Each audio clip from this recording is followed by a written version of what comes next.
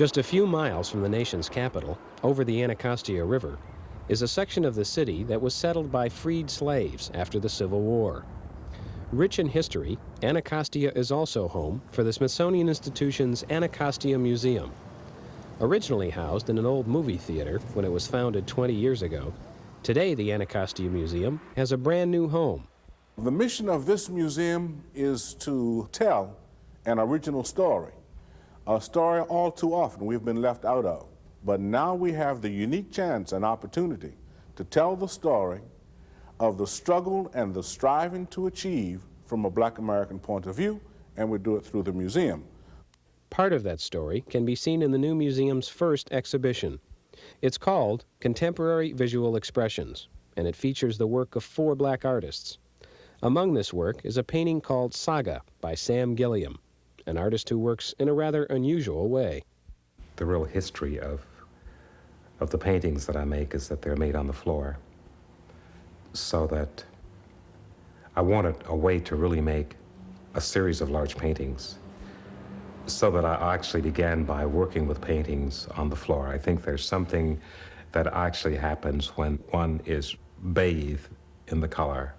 So I had as much red as possible by filling the entire studio with canvases and simply painting the color red. Another work that's featured in the show is by sculptor Jackson-Jarvis.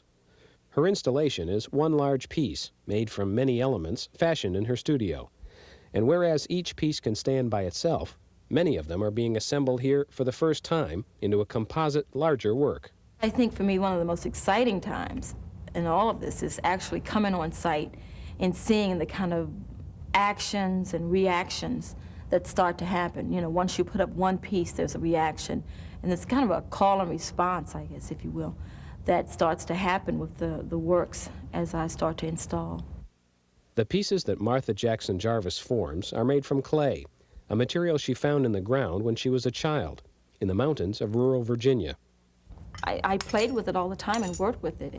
And then I left the country, my grandfather and grandmother's house when I was about 13. I moved to Philadelphia. When I finally became reunited with the material, I was in high school, and I kind of walked into the art room, and in the back of the room they had like these bags of stuff.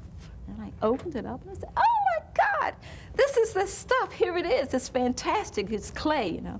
And from that moment on, I just started working with it again. I finally realized that you could actually grow up and work in clay. These stories from contemporary Black artists are but a continuation of the larger story of the Black American experience, told here at the Smithsonian's Anacostia Museum in Washington, D.C.